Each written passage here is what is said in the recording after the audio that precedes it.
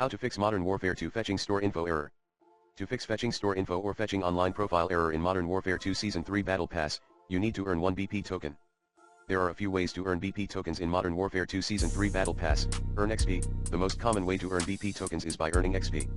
You can earn XP by playing matches, completing challenges, and leveling up your account. Purchase them.